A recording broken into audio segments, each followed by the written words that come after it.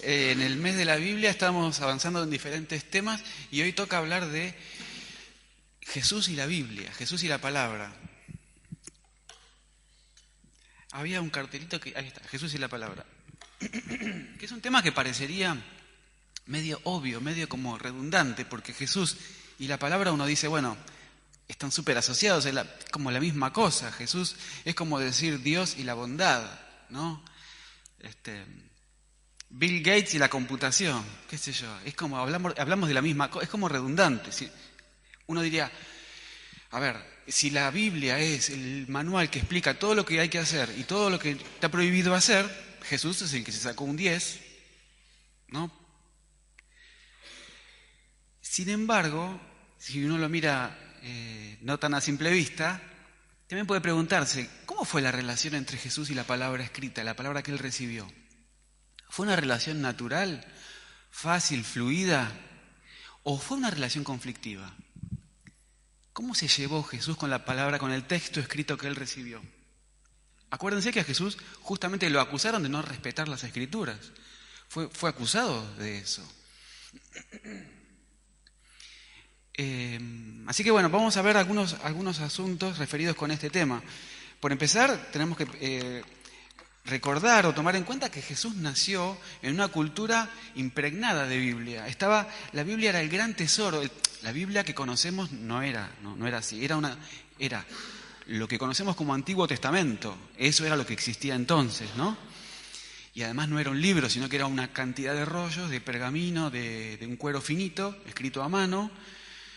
Estaba en todos los pueblos. En cada pueblo había una sinagoga y en cada sinagoga había un lugar especial con una caja y en esa caja estaban los rollos. Eran el tesoro nacional, los rollos de las escrituras. Los judíos estaban orgullosos de ese tesoro y tenían razón, era algo que los distinguía. A ellos se los conocía como el pueblo del libro. Los pueblos vecinos no tenían libros así.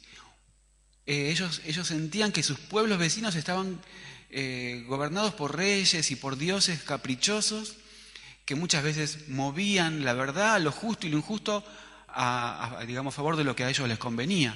En cambio nosotros, decían ellos, tenemos un libro que ya tiene escrito lo que es la verdad. Lo que es justo, lo que es injusto, está escrito ahí y ni un rey lo puede tocar. Y era verdad. Ni un rey podía tocar lo que decía el texto sagrado.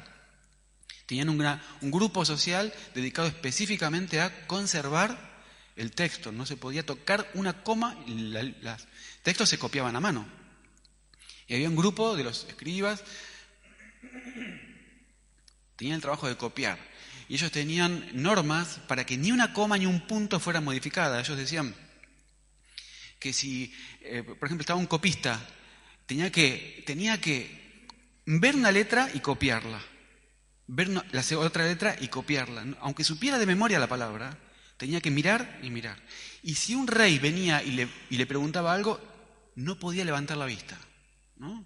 Ellos consideraban que la transcripción de la Biblia era así de importante, de los textos sagrados. Bueno, en un espacio cultural que valoraba así la escritura, nació Jesús. ¿Jesús sabía leer y escribir? Se calcula que entre el 4 y el 5% de la población de entonces sabía leer y escribir. Y por supuesto, era un privilegio de los hijos de los poderosos, ¿no? Alguien nacido en un pueblito, perdido en las montañas, un caserío como era Nazaret, casitas, que apenas tenía una sinagoga, pero era un lugar pobre y en una provincia extrema de la frontera. Ahí nació Jesús, perdido en un lugar que nadie lo iba a encontrar. ¿Podemos pensar que alguien de una familia humilde, una mamá muy joven y pobre, y un papá conocido que era José, un artesano, un hombre que trabajaba haciendo changas, habrá aprendido a leer y escribir?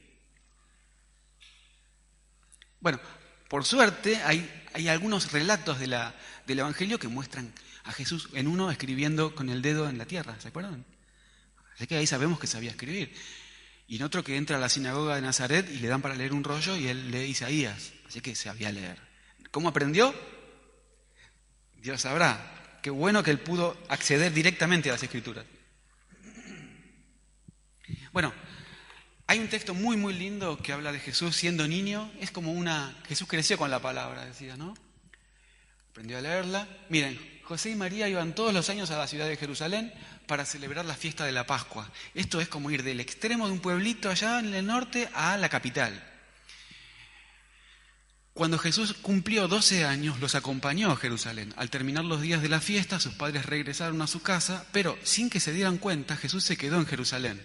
José y María caminaron un día entero pensando que Jesús iba entre los compañeros de viaje. Después lo buscaron entre los familiares y conocidos, pero no lo encontraron. Entonces volvieron a Jerusalén para buscarlo.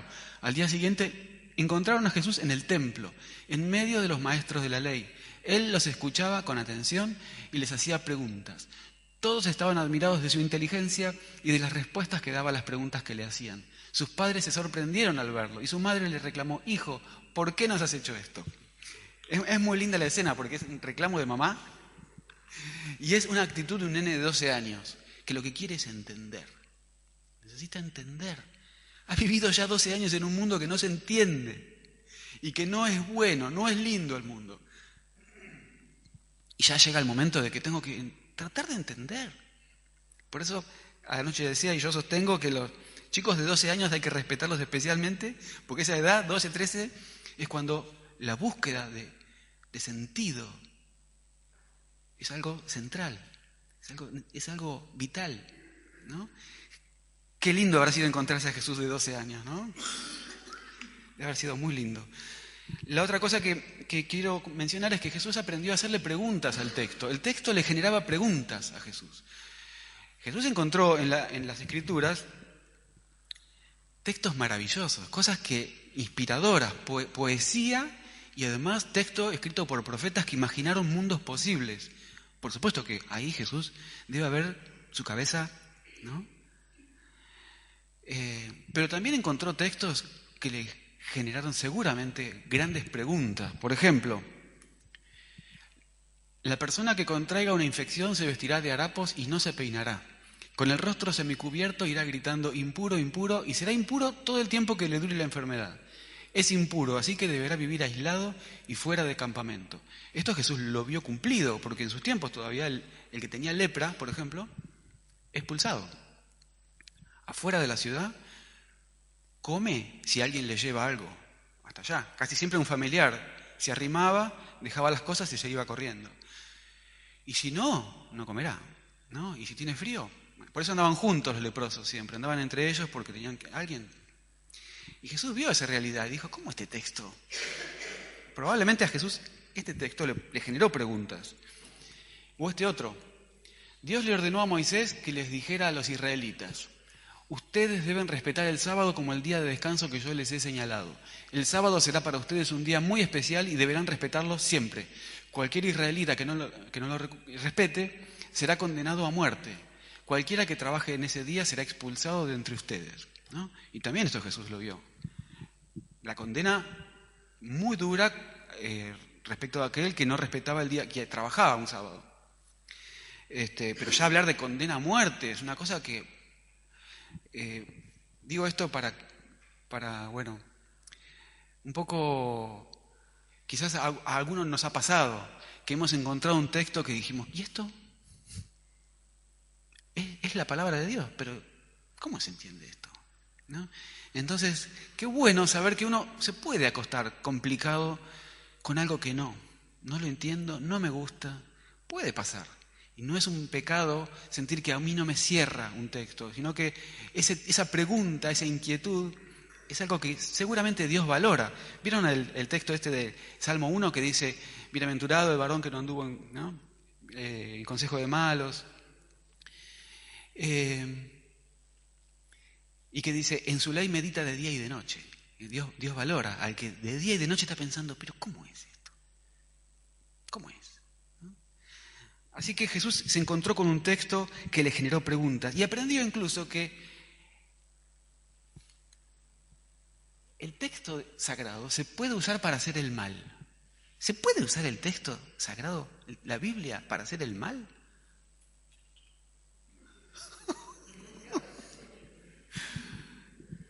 ¿Se puede usar un texto para hacer algo malo? para fundamentar, justificar, explicar. ¿Puede ocurrir que pase eso? Bueno, miren lo que le pasó a Jesús. Después el diablo llevó a Jesús a la ciudad de Jerusalén, allí lo subió a la parte más alta del templo y le dijo: si en verdad eres el Hijo de Dios, tírate abajo, pues la Biblia dice: Dios mandará a sus ángeles para que te cuiden, ellos te sostendrán, para que no te lastimes los pies contra ninguna piedra. El diablo haciéndose el bueno y citando las Escrituras, ¿no? O sea, Jesús se encontró con que el mal podía valerse de un texto sacado de contexto para hacerle decir algo que yo tengo ganas que diga. En la experiencia de algunos de nosotros han pasado cosas así. ¿Saben qué? No sé, me parece que en algunos grupos, por suerte acá de verdad no lo veo, no me pasó, pero a veces ha pasado en otros lugares que hay como una práctica que sería como patotear con versículos, ¿no? ¿La han escuchado? ¿La han visto esa? Porque ¿sabés qué dice Mateo? Vos, pa. Porque segunda Timoteo, contra vos. Existe, ¿no? Es una cosa de guerra de versículos. Y cosas peores, como justificar un liderazgo abusivo. Muy común en congregaciones acostumbradas a la obediencia amorosa, que aparezca algún... Y bueno, en nuestra ciudad hace poco pasaron cosas tremebundas que salieron en todos los diarios. Un líder abusivo que encontró versículos para explicar cosas, ¿no? Que no se puede ni pensar, y el hombre encontró versículos para fundamentarlos. Si quieren después charlamos qué versículos encontró. O sea, Jesús se dio cuenta de que la Biblia era un libro muy poderoso, que tenía grandes tesoros, pero que había que saberlo leer, ¿no? Aprendió que la palabra se defiende a sí misma. No dejó de leer la Biblia, no dejó de leer los textos porque encontró un mal uso de algunos textos, sino que en la misma Escritura encontró respuesta para la mala utilización del texto. Jesús le contestó: la Biblia también dice: nunca trates de hacer caer a Dios en una trampa. Por suerte, Jesús conocía las Escrituras y supo que le estaban mintiendo. Me están diciendo algo que no es, pero por suerte también tuvo la valentía de decir: sí, pero no, porque me estás haciendo una trampa. Bueno, Jesús creció con las Escrituras, aprendió que entre los textos de Dios se puede encontrar la razón para vivir. Jesús encontró, yo les decía, muchas ideas inspiradoras en las Escrituras, y quizás la más poderosa, es la idea de reino de Dios, que él la encontró en el textos del Antiguo Testamento y dijo: esta es la razón de mi vida. Ustedes vieron que Jesús, de lo que habló en su corta vida, fue del reino de Dios y su justicia. Ese era el tema que le importaba. Jesús no habló casi del tema salvarse, irse al cielo, recibir bendiciones. Él de lo que hablaba era de instalar su reino en la tierra. En la tierra. Ese fue su gran tema. Lo encontró en la Biblia. Podemos encontrar tesoros que le den sentido a nuestra vida. Miren. Después volvió a Nazaret, el pueblo donde había crecido. Un sábado, como era su costumbre, fue a la sinagoga. Cuando se levantó a leer, le dieron el libro del profeta Isaías. Jesús lo abrió y leyó: el Espíritu de Dios está sobre mí, porque me eligió y me envió para dar buenas noticias a los pobres, para anunciar libertad a los prisioneros, para devolverles la vista a los ciegos, para rescatar a los que son maltratados y para anunciar a todos que este es el tiempo que Dios eligió para darnos salvación. Jesús encontró en Isaías la razón para vivir. Yo voy a vivir para esto. Dios me mandó para dar buenas noticias a los pobres, anunciar la libertad a los prisioneros, devolver la vista a los ciegos, rescatar a los que son maltratados y anunciar a todos que este es el tiempo. En la Escritura encontró una razón. Nos puede pasar que en un texto encontremos una razón para vivir, No en una frase suelta, en una idea. Encontremos para qué vivir. Así que es un buen motivo para acercarnos a las Escrituras. Lo segundo que quiero mencionar es que Jesús entendió la palabra. Aprendió a leer al trasluz. ¿Qué es eso, trasluz? Trasluz es esto. Es cuando uno ve una cosa y hay una hoja, pero detrás uno ve lo que hay. Es ver algo y ver lo que está detrás de ese algo, ¿no? O esto otro. Es una lona, pero atrás hay un niño. Eso es ver al trasluz. Jesús leía el texto y veía detrás del texto al Dios de ese texto. ¿Vieron como decían recién en la lámina? La Biblia, el corazón de Dios y su amor por nosotros. Es más que, Jesús dijo, esto es más que un cuero seco con tinta arriba. Acá atrás, así, al trasluz, acá está Dios. Detrás de este texto está cómo Dios nos quiere.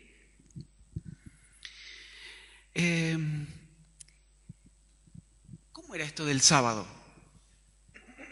Para dar un ejemplo, estaba prohibido, condena de muerte para el que no lo respetaba. El sábado era un regalo de Dios para su pueblo. Era un avance social increíble. Los pueblos vecinos no tenían un día en que no se trabajaba, trabajaban todos los días. Los romanos mismos, que ya es tiempo muy, muy cercano al nuestro, trabajaban todos los días hasta el domingo y ellos decían, allá en Oriente hay un pueblo que un día no trabajan. Son increíbles, un avance, son pueblos de avanzada, ¿no? Han logrado establecer un día de descanso. Y la ley bíblica decía, descanso para todos, hasta para los animales de labranza y hasta para los esclavos. Los esclavos ese día descansaban. ¿Qué pueblo le daba descanso un día a los esclavos? El pueblo de Israel sí, era un orgullo también tener semejante ley social. Ahora, el problema es que con el tiempo este regalo de Dios se convirtió en una cárcel. Se fue convirtiendo en una cárcel y había cosas, estaba todo tan prohibido. Los esenios eran un grupo de lo más valioso de Israel. Eran jóvenes intelectualmente brillantes y muy honestos, que se fueron al desierto para hacer una vida diferente, lejos de la contaminación y del pecado, y dijeron, vamos a hacer la vida como Dios quiere que sea. Esos eran los esenios. Ellos tenían leyes muy, muy duras para respetar la palabra de Dios, pie de la letra.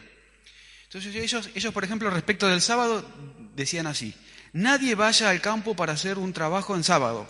Nadie coma en sábado algo fuera de lo que haya preparado el día anterior.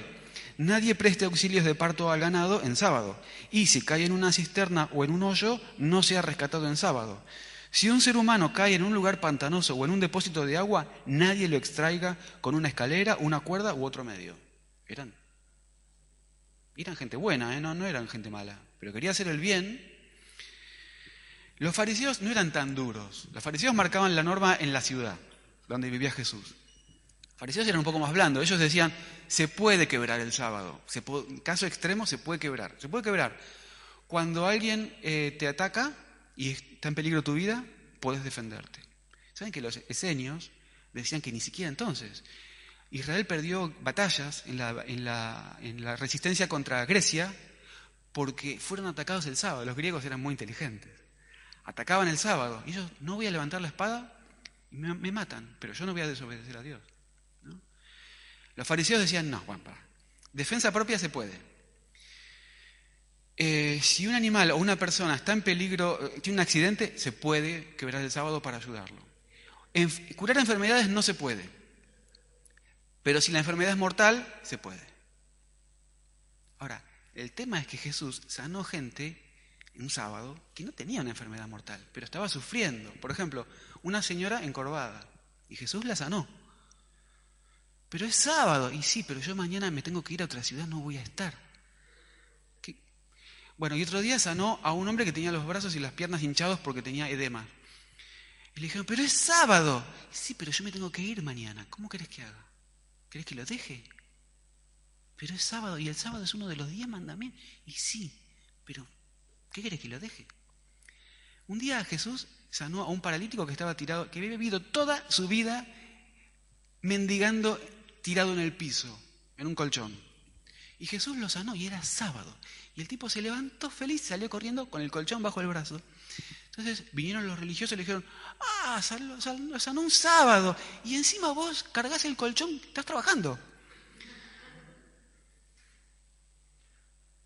En ese mundo se encontró Jesús. Jesús lo que se dio cuenta, miren que acá hay otro ejemplo, ¿no? Un sábado, mientras Jesús y sus discípulos iban por un campo sembrado de trigo, los discípulos comenzaron a arrancar espigas. Cuando los fariseos vieron esto, le dijeron a Jesús, mira lo que hacen tus discípulos. ¿Acaso no saben que está prohibido arrancar espigas en el día de descanso? Y Jesús le contesta, el sábado se hizo para el bien de los seres humanos y no los seres humanos para el bien del sábado. Yo, el Hijo del Hombre, soy quien decide qué puede hacerse y qué no puede hacerse en el día de descanso. Jesús se dio cuenta que detrás de esa ley había un regalo de amor de Dios para las personas, no una cárcel. Dios entregó ese mandamiento como un regalo.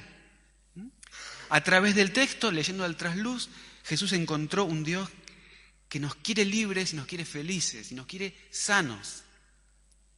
No que nos quiere religiosos, prisioneros, asustados. Un Dios que nos quiere felices. A través del texto, Jesús encontró a personas que sufren. Aprendió a leer más que la letra. Esto no anda.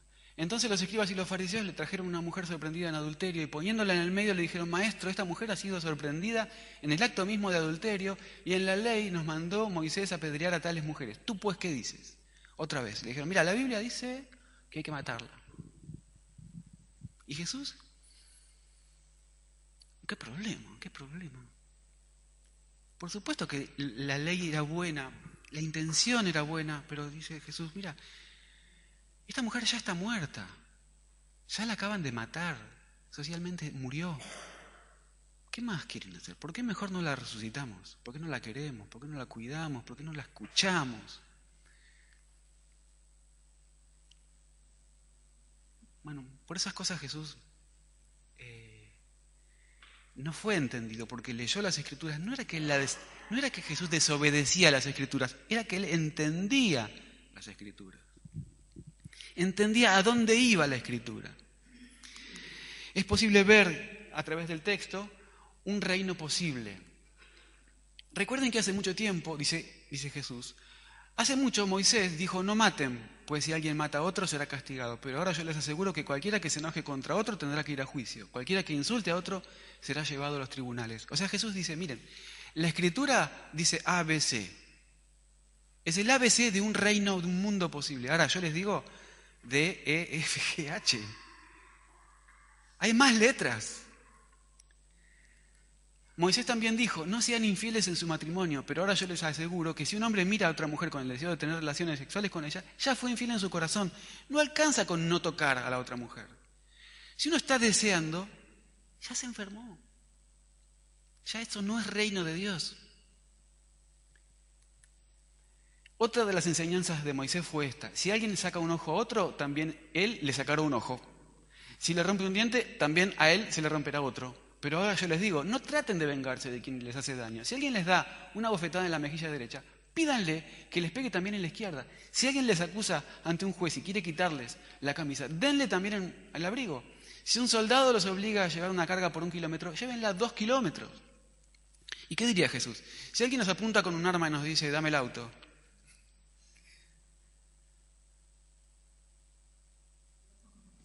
En fin, Jesús hacía propuestas superadoras de lo conocido. Había un texto que daba una base de justicia y Jesús dice, sí, pero a partir de acá para arriba. De acá para arriba construimos. Jesús encontró como la luz de un reino posible. Esta es otra orden que dio Moisés hace muchísimo tiempo. Amen a su prójimo y odien a su enemigo. Pero ahora yo les digo, amen a sus enemigos y oren por quienes los maltratan. Así demostrarán que actúan como su Padre Dios que está en el cielo. Claro, gente que ama a sus amigos y que come asado los viernes en el quincho, está lleno. Ahora, ¿cuántos hay que comen el asado con el enemigo? Que lo invitan. Bueno, sería bueno, dice Jesús, que los míos hagan eso. La gente mía invita al que se tiene que reconciliar, al que tiene que pedir perdón, al que se tiene que amigar. No crean que vine a quitar la ley ni a decir que la enseñanza de los profetas no vale. Al contrario, vine a darles su verdadero valor. Jesús no es que no cumplió la ley, la cumplió por demás. Dio los 3 pasos iniciales y siguió. Esa es la propuesta, eso es lo que le pasó a Jesús con las Escrituras. Las entendió. Y Jesús confiaba en que alguna vez iba a ocurrir esto que dice Jeremías. Este es el pacto que haré con la casa de Israel después de aquellos días, dice Jehová. Daré mi ley en su mente y la escribiré en su corazón. Y yo seré a ellos por Dios y ellos me serán por pueblo. A Jesús le pasó esto.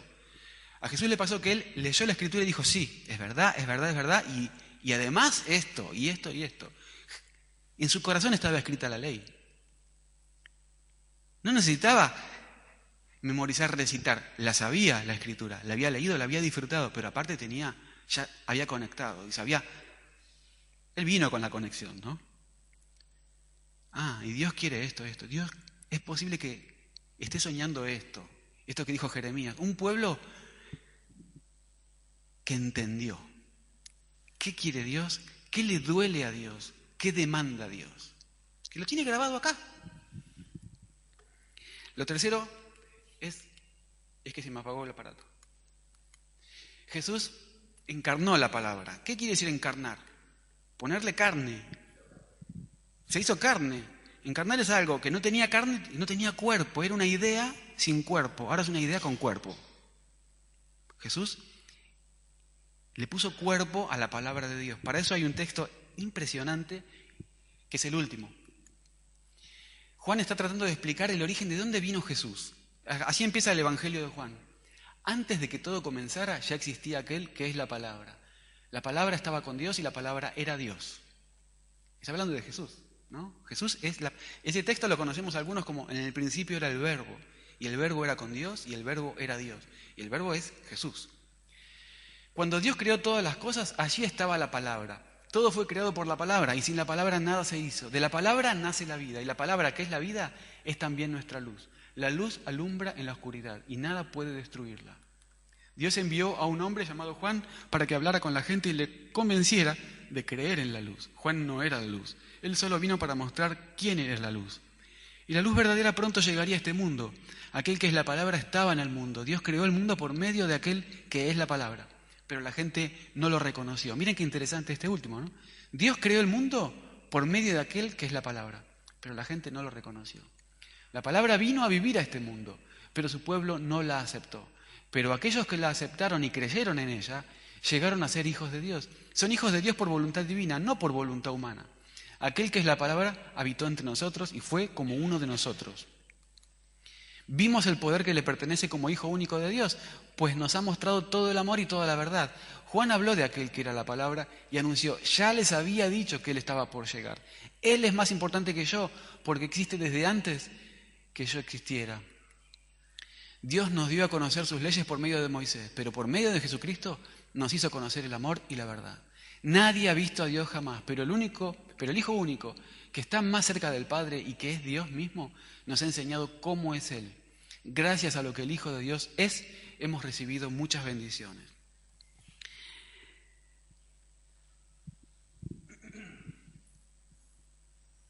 Esto es lo último que quiero compartir. Esta idea de que, miren, Dios nos dio a conocer sus leyes por medio de Moisés, pero por medio de Jesucristo nos hizo conocer el amor y la verdad. Nadie ha visto a Dios jamás, pero el Hijo único, que está más cerca del Padre y que es Dios mismo, nos ha enseñado cómo es Él. Jesús es la manera de enterarnos cómo es Dios. Si uno quiere saber cómo es Dios, hace muy bien en leer todo el texto bíblico, porque va a entender cómo es Dios. Pero especialmente hay que prestar atención a cómo es Jesús. Las cosas que Jesús dijo, las cosas que Jesús propuso, la manera en que Jesús reaccionó ante los ataques, la manera en que Jesús reaccionó ante el dolor, nos muestra cómo es Dios. En cómo es Jesús, uno entiende cómo es Dios. Sin ninguna duda. O sea, con otros textos puede haber una duda, que uno dice, esto no sé. Viendo cómo es Jesús, no hay peligro de entender mal cómo es. Y ocurre que uno dice, bueno, si Dios es así, quiero. Si Dios es como Jesús fue, quiero. Jesús nos muestra cómo es Dios.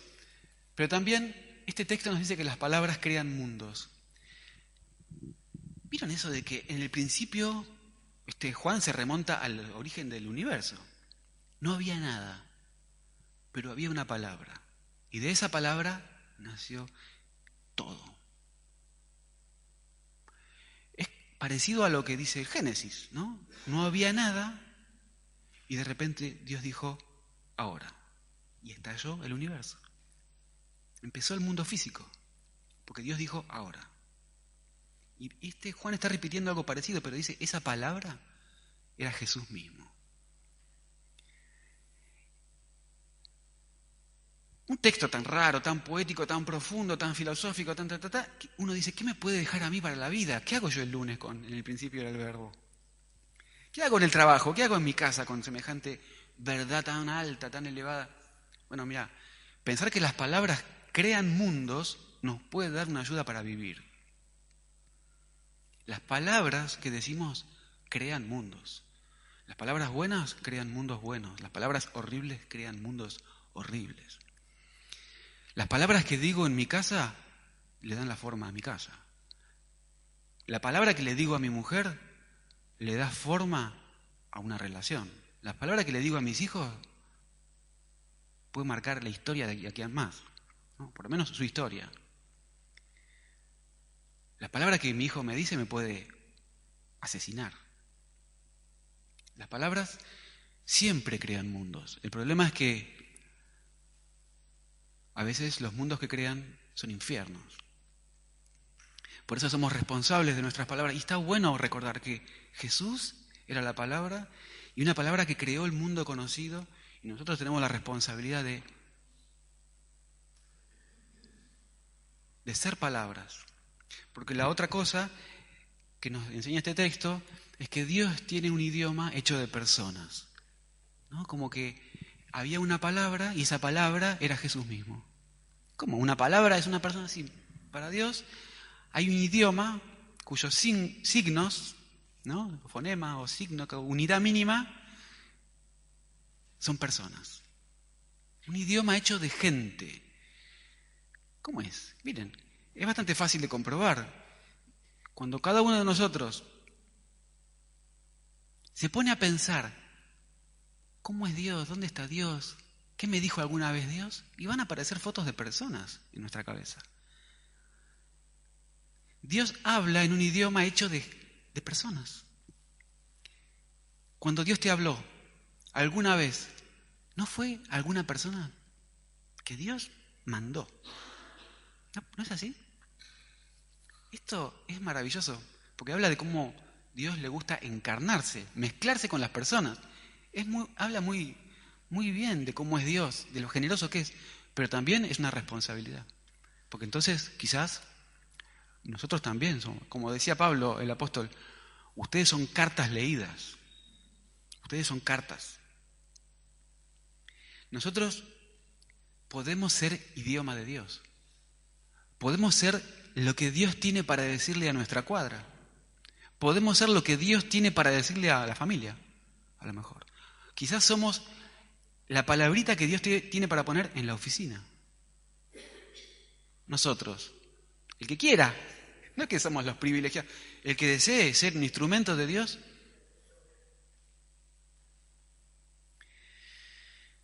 Jesús encarnó la palabra y nos mostró que Dios tiene un idioma hecho de seres humanos. Me gustaría, la verdad había pensado ayer, y no lo hice tampoco, mostrar imágenes de personas que han vivido entre nosotros y nos marcaron para bien, nos mostraron cómo es Dios. Hace pocos días falleció Roberto Souto, que él venía a esta reunión.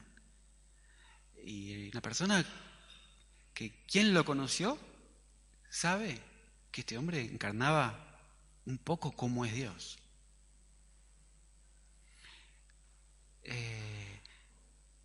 Hace un tiempo falleció Juan Rolls, que también el que lo conoció sabe un poco más sobre cómo es Dios. No necesariamente por lo que decían, ni por la elocuencia, ni por las palabras, sino por cómo eran. A veces hasta por lo que callaban. Hemos tenido entre nosotros, y seguramente tenemos entre nosotros, personas que nos muestran un poco, son signos del idioma de Dios, como Jesús lo fue. ¿Qué les parece si oramos? Una oración cortita, pero vamos a agradecer a Dios por estas cosas y poner en sus manos qué podemos hacer con todo esto.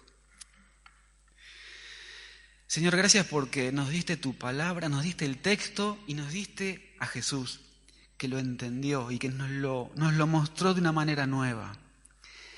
Gracias porque nos mostrás a través de Jesús ¿Cómo sos? ¿Cómo querés a las personas? Gracias porque has creado un idioma de personas que nos quisieron, nos cuidaron y nos mostraron un poco de tu reino. Te pedimos que nos enseñes a hacer palabras que crean mundos buenos y palabras que ayudan a otros a entender mejor quién sos. Te lo pedimos por Jesús. Amén.